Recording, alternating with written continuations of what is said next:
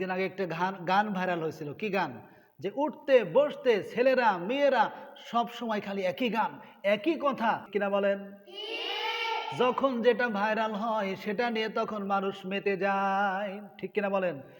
নামাজ নাই, কোরআন নাই, নামাজ পড়ার সাথে কোনো সম্পর্ক নাই, মসজিদের সাথে কোনো সম্পর্ক, মসজিদের সাথে সম্পর্ক নাই, নামাজের সাথে সম্পর্ক নাই, সে কখনো মুসলমান হতে পারে না।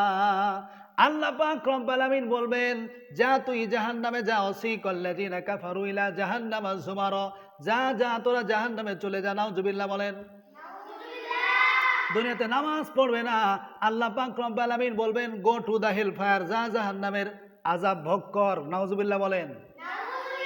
এজন্য নামাজ পড়তে হবে, সালাত আদায় করতে হবে। সাহাবায়ে কিরাম রাদিয়াল্লাহু তাআলা আনহু যেরকম ভাবে সালাত আদায় করেছেন, আমরা যদি ওই রকম নামাজ আদায় করি, ওই রকম সালাত আদায় করি, আল্লাহ পাক রব্বুল আলামিন আমাদের জন্য জান্নাত রেখে দিয়েছে। বলুন সুবহানাল্লাহ। কেমন জান্নাত রব্বুল আলামিন আমাদেরকে দেবেন? এই পৃথিবীর 10টি পৃথিবীর সমান একটি জান্নাত রব্বুল আলামিন বান্দাকে দান করে দেবেন। সুবহানাল্লাহ।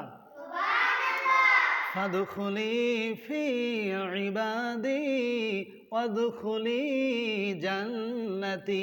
জোরে বলুন আল্লাহু আকবার। রব্বুল আলামিন বলছেন, এরকম 10টি দুনিয়ার সমান একটি জান্নাত আমার বান্দাকে দান করে দেব। সুবহানাল্লাহ।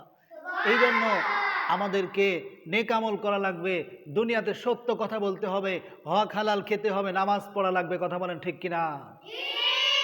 সাহাবায়ে কিরাম রাদিয়াল্লাহু তাআলা আনহু যেরকম নামাজ আদায় করেছিলেন, একবার যুদ্ধের সময় সাহাবী নামাজে দাঁড়িয়ে গেলেন, পাহারার জন্য রাখা হলো।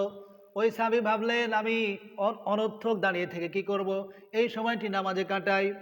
সাহাবী নামাজে দাঁড়িয়ে গেলেন, ওই দিক থেকে পিছন দিক থেকে শত্রুরা হামলা করলো।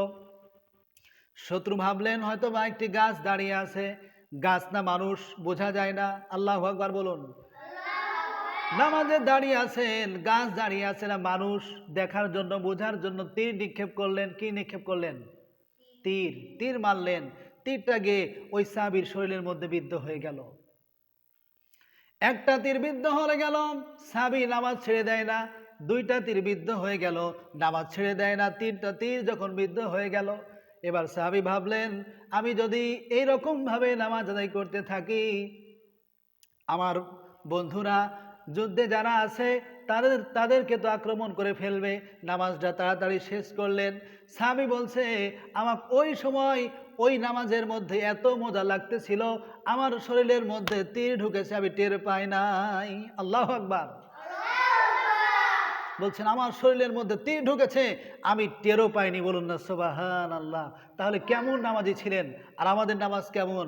আমরা নামাজের মধ্যে মশা তাড়াই, মাছি তাড়াই। কথা বলেন ঠিক কিনা? অনেকে টুপি ঠিক করি, আছে না নেই বলেন? অনেকে মশা মারে, ঠিক কিনা বলেন? অনেকে দাড়ি চুলকায়, চুলকায় না বলেন? এইরকম নামাজ পড়লে কখনো আল্লাহর বেহেশতে যাওয়া যাবে না। ওই নামাজ কখনো আল্লাহ তাআলা কবুল করবে না। নামাজের মধ্যে খুশু খুজু থাকা লাগবে। কথা বলেন ঠিক কিনা? নামাজ পড়তে হবে ধীরে স্থির ভাবে, রিল্যাক্সে। নামাজের মধ্যে তাড়াহুড়া করা যাবে না। আমাদের দেশের মানুষের ধারণা হলো নামাজ পড়া মানে মুরগিতে যেরকম ভাবে ঠুক দিয়ে কি খায়, ঠোঁট দিয়ে চাউল খাই, ভাত খাই, ওইরকম ভাবে আমরাও নামাজের মধ্যে তাড়াহুড়া করি, নামাজের মধ্যে ফাঁকি দেওয়ার ধান্দা। কথা বলেন ঠিক কিনা?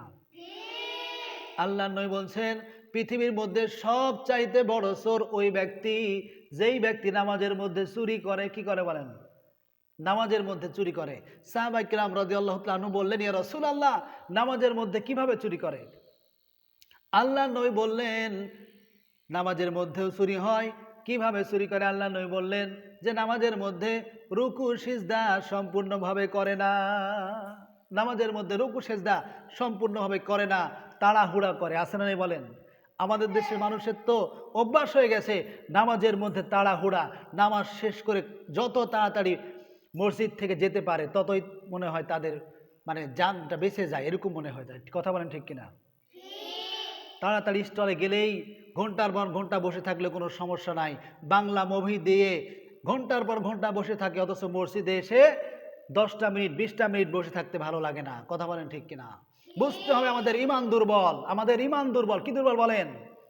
আমাদের ঈমানের ঘাটতি, যার কারণে মসজিদে এসে আমাদের মন টিকে না, মসজিদ ভালো লাগে না, মাদ্রাসা ভালো লাগে না, আলেমন আমাদেরকে ভালো লাগে না। কথা বলেন ঠিক কিনা? সময় তো ভাইর আমার, এই জন্য নামাজ আদায় করতে হবে ধীর স্থির ভাবে। নামাজ হলো বেহেশতের চাবি, মিফতাহুল জান্নাতিস সালাহ। নামাজ হলো বেহেশতের চাবি, বলুন সুবহানাল্লাহ। কিয়ামতের ময়দানে আল্লাহ পাক রব্বুল আলামিন বান্দার কাছ থেকে সর্বপ্রথম নামাজের হিসাব নেবে। কিসের হিসাব বলুন? নামাজের হিসাব নেবেন। আউয়ালু মা ইউহাসাবু বিহিল আবদু ইয়াউমাল কিয়ামাতিস সালাহ। কিয়ামতের কঠিন ময়দানে রব্বুল আলামিন সর্বপ্রথম বান্দার কাছ থেকে নামাজের হিসাব নেবে, বলুন সুবহানাল্লাহ। নামাজ যার সঠিক হবে ওই বান্দা নামাজের হিসাব দিতে পারবে। নামাজের উসিলায় রব্বুল আলামিন তার গুনাহগুলো মাফ করে দেবেন। সুবহানাল্লাহ। ওই সমস্ত লোকেরা বলবে রব্বুল আলামিন, যারা দুনিয়াতে নামাজ আদায় করে না, যারা দুনিয়াতে মিথ্যা বলে, যারা দুনিয়াতে চুরি করে, অন্যায় করে, সুদ খায়, ঘুষ খায়, ওই লোকেরা বলবে রব্বুল আলামিন আমাকে আরেকবার দুনিয়াতে পাঠাও, আমি নামাজি হয়ে যাব, আমি পরেজগার হয়ে যাব। আল্লাহ পাক রব্বুল আলামিন বলবেন no excuse will be granted the day. আজকে কোনো এক্সকিউজ করা যাবে না, আজকে কোনো অনুগ্রহ করা যাবে না। ওয়াসিকাল্লাযিনা কাফারু ইলা জাহান্নামা যুমারা। নাউযুবিল্লাহ বলেন।